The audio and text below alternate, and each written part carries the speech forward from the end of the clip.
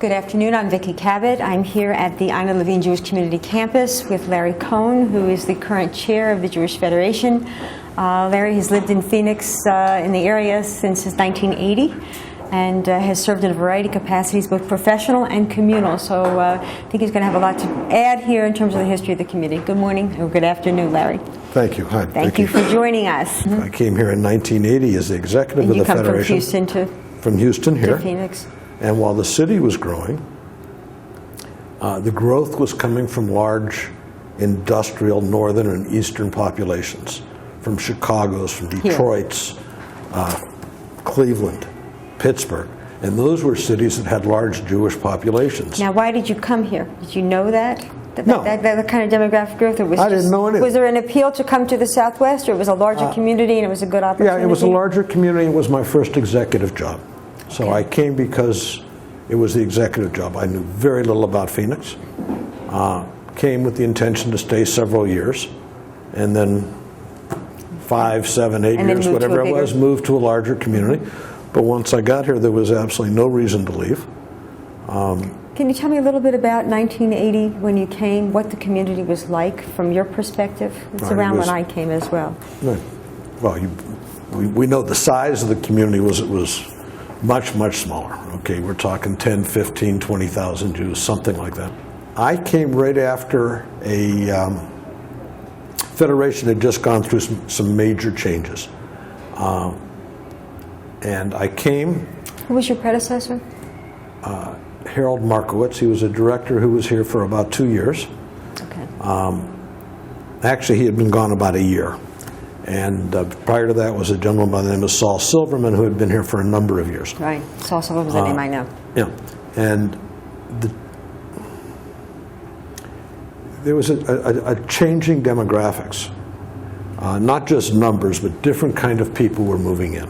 Okay. Prior to me coming, all of the leadership were families from Phoenix, who had been there. It was an older generation, people who were in their 50s and 60s and 70s. But unlike other communities, for the most part, these people did not own large companies. Barrel making company, the industrial rag company, the paper supply company, the grocery company. In other communities, we found these kind of economic structures within the Jewish community, and the heads of those families worked on federation, as did their children as they moved through the ranks. And what we found here is that they had a core of leadership, but it wasn't centered around an economic base. And when their kids came up, they very often did not stay involved. So we didn't have, when I came, what I call multi-generational leadership that you would see in a Kansas City or in a Pittsburgh or in any of the traditional Eastern communities. You would go to the board of directors, and oftentimes you'd see a father and son or mother and daughter, and then their children being the young leadership program coming up, and none of that existed here. And I think that was the big difference. And that allowed for a change in leadership over the next 5 or 10 years of people who had just moved to Phoenix. In other communities, if you moved in, you didn't end up on the Federation board for maybe a generation, if you will. I mean, you had to work your way into the community, but this community was open to everybody. It was the Wild West.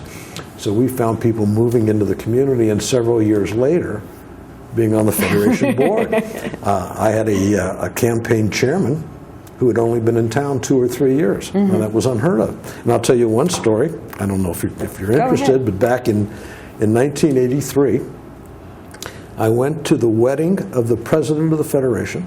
That president's child got married. And on the same day, the campaign chairman's son had a bar mitzvah.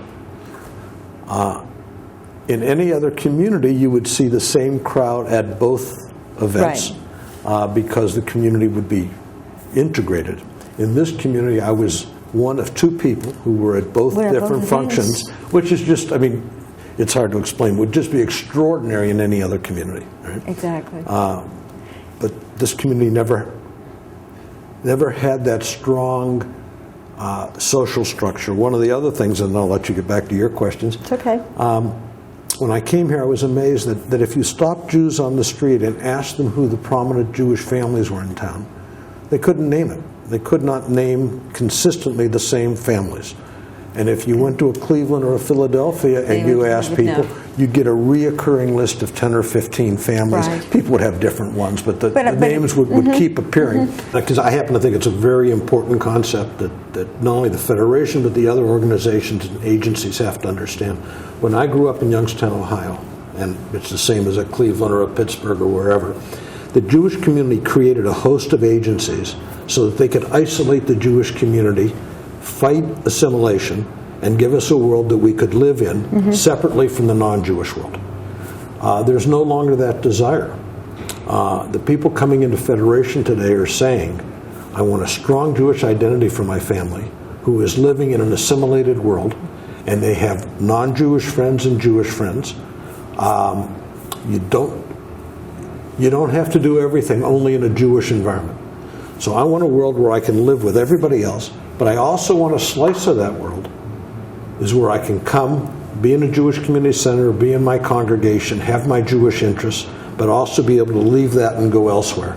And that didn't exist 20 and 25 years ago, and I believe it's more prevalent here than in other communities.